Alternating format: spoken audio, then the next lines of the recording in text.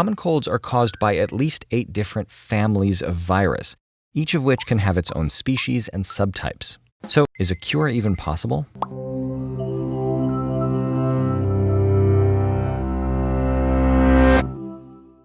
In 2000, a company called Viropharma ran clinical trials of pleconaril, a new pill designed to treat the common cold.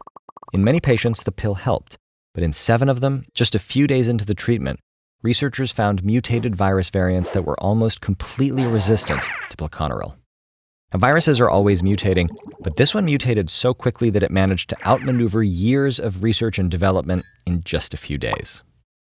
If you didn't have an immune system and caught a cold, the infection would quickly spread deep into your lungs. Rampant viral replication would destroy tissue there until your lungs couldn't supply your body with enough oxygen, and you'd asphyxiate.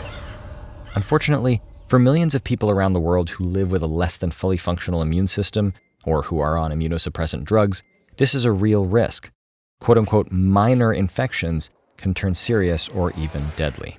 But if you're fortunate enough to have a fully functional immune system, a cold will probably give you a few relatively mild symptoms. On average, adults catch more than 150 colds throughout their lives, and despite the fact that the symptoms are similar, the cause could be different each time. Common colds are caused by at least 8 different families of virus, each of which can have its own species and subtypes. How can so many different viruses cause the same illness? Well, viruses can only invade our bodies in a few ways.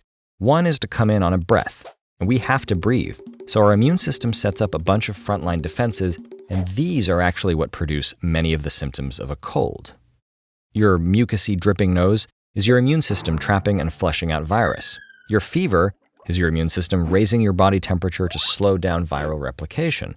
And your inflamed, everything, that's your immune system widening your blood vessels and recruiting its white blood cell army to help kill the virus.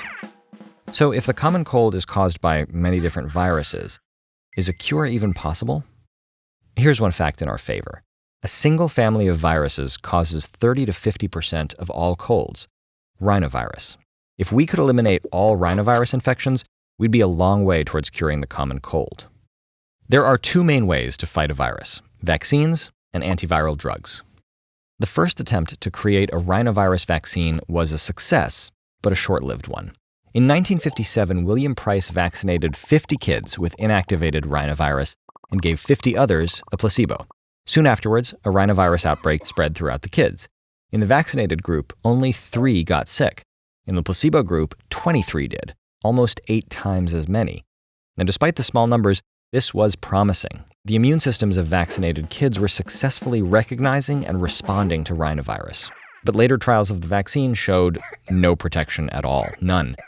This wasn't Price's fault. No one at the time knew that rhinovirus had multiple subtypes.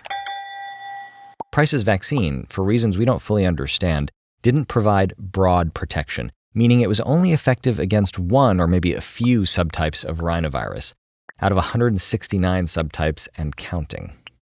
Sometimes when we make a vaccine, we get lucky. The mRNA COVID vaccines, for example, effectively protect us against severe disease and death across the original virus and variants too.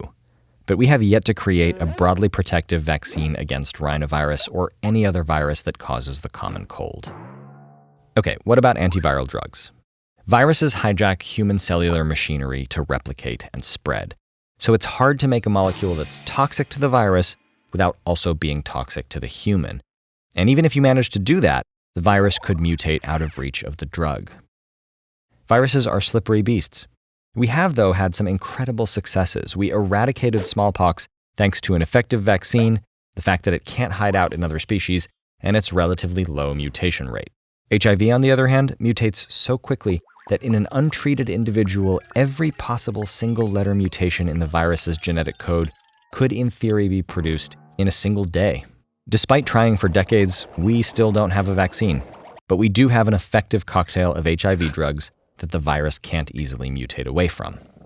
Unfortunately, we are stuck with colds for now, but the last few decades have featured some entirely game-changing medical breakthroughs like mRNA vaccines and CRISPR. CRISPR could be particularly promising as an antiviral agent because it originally evolved in bacteria as an immune defense against viruses. In fact, early in the COVID-19 pandemic, a research team showed that a CRISPR system could degrade coronavirus and influenza genomes in our lung cells. They called their system Prophylactic Antiviral CRISPR in Human Cells, or for short, Pac-Man.